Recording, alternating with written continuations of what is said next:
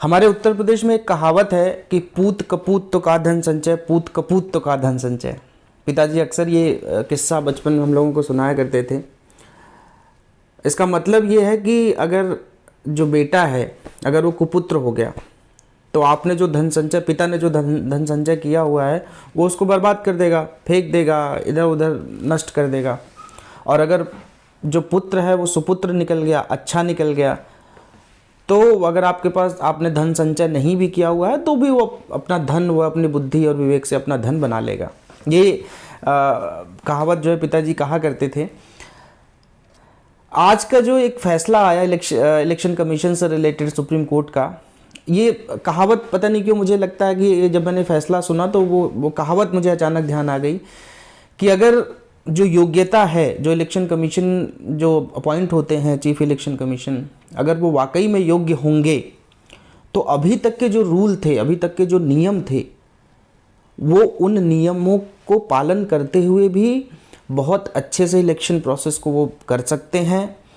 उन्हें उनके काम को करने के लिए कोई बाध्यता नहीं है। मैं आपको बता दूं कि जो अपॉइंटमेंट था चीफ इलेक्शन कमीशन का, वो प्रेसिडेंट के द्वारा होता था, लेकिन जो अगर उनका रिमूवल है तो रिमूवल प्रेसिडेंट के, जैसे बहुत सारे पोस्ट में आपने पढ़ा होगा कि on the pleasure of the president, लेकिन इसमें प्लेजर ऑफ द प्रेसिडेंट नहीं है। ये बहुत इंपॉर्टेंट बात थी। जब हमारे कॉन्स्टिट्यूशन मेकर्स ने ये बनाया होगा तो उन्होंने इस बात को ध्यान रखा होगा कि स्वायत्तता जो है इलेक्शन कमीशन की या चीफ इलेक्शन कमीशन की बढ़ती जानी चाहिए। और इसी बात को ध्यान में रखते हुए जो रिमूवल था वो रिमूवल प्रेसिडेंट के हाथ में नहीं था, प्रेसिडेंट के हाथ में नहीं था। दैट मीन्स कि जो तत्कालीन सरकार होगी उसके हाथ में नहीं था। वो रिमूवल जो है, जैसे ऑनरेबल सुप्रीम कोर्ट के जजेस का रिमूवल होता है इम्पीचमेंट वगैरह की वजह से, जैसे दोनों सदनों को रिजोल्यूशन पास करना होगा मेजॉरिटी में, तब जाके रिमूवल सुप्रीम कोर्ट के जजेस का होता है। वही सेम प्रोसेस जो है चीफ इलेक्शन कमीशन में अभी तक का जो रूल था वो फॉलो होता था।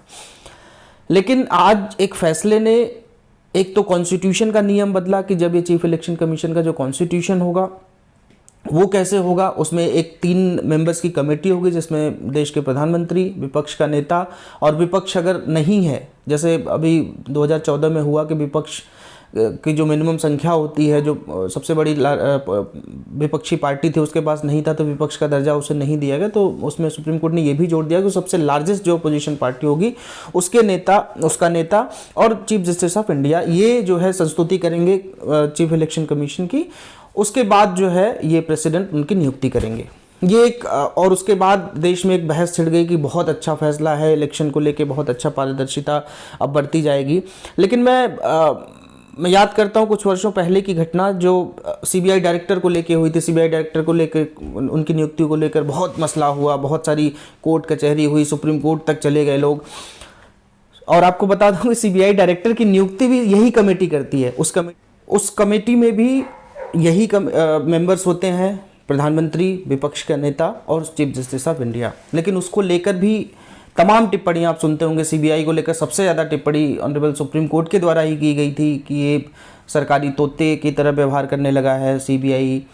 अभी हाल, ये कांग्रेस के ज़माने में ये टिप्पणी सुप्रीम कोर्ट द्वारा की गई थी। हाल फिलहाल के मामले में भी सारा विपक्ष इस बात को कहता है कि सीबीआई जो है प्रधानमंत्री या फिर भाजपा सरकार अपने तरीके से चलाती है, अपने तरीके से सरकार बनाने के लिए, सरकार गिराने के लिए यूज़ करती है।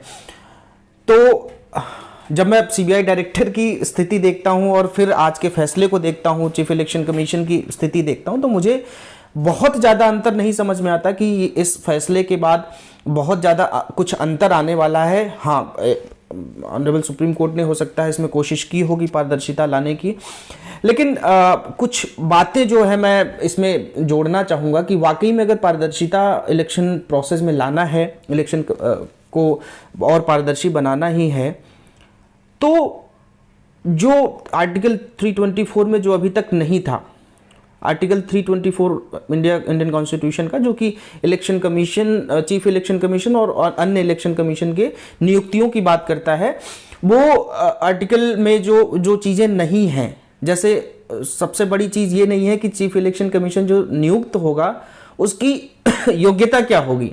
ये सबसे बड़ा सवाल है कि जो उसकी योग्यता क्या होगी, वो लीगल डिपार्टमेंट से होगा, जुडिशियल डिपार्टमेंट से होगा, कोई आईएएस होगा, क्या होगा।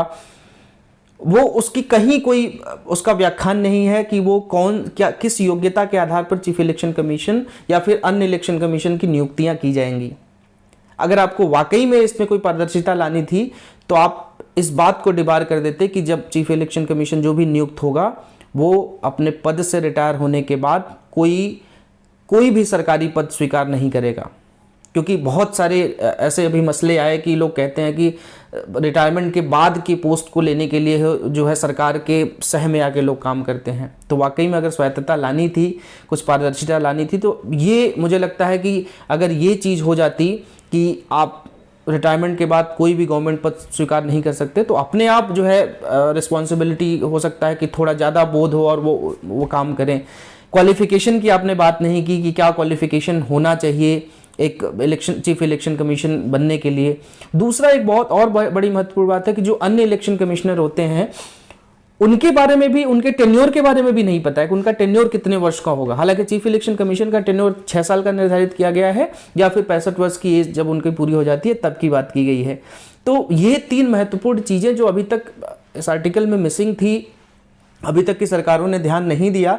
हालांकि ऑनरेबल कोर्ट ने बोला है कि जब तक पार्लियामेंट कोई रूल नहीं बना लेती, ये जो है जो हम आज ऑर्डर दे रहे हैं ये लागू रहेगा। तो हो सकता है कि पार्लियामेंट जब आगे रूल बनाए इसको लेके, तो मुझे लगता है कि इन 3 चीज़ों पर ध्यान देने की ज़रूरत है कि आप जो है क्या योग्यता उनकी होगी, आफ्टर रिटायरमेंट कोई पोस्ट आप गवर्नमेंट ले सकते हैं कि नहीं ले सकते हैं, अन्य जो इलेक्शन कमीशन है उनका टेन्योर क्या होगा, ये सारी चीज़ों की बात होनी चाहिए। चीफ इलेक्शन कमीशन के बारे में भी मैं जो तैयारी करने वाले विद्यार्थी हैं उनके लिए मैं एक चीज़ बता दूं कि 15 अक्टूबर 1989 से पहले जो है एक चीफ इलेक्शन कमिश्नर हुआ करते थे।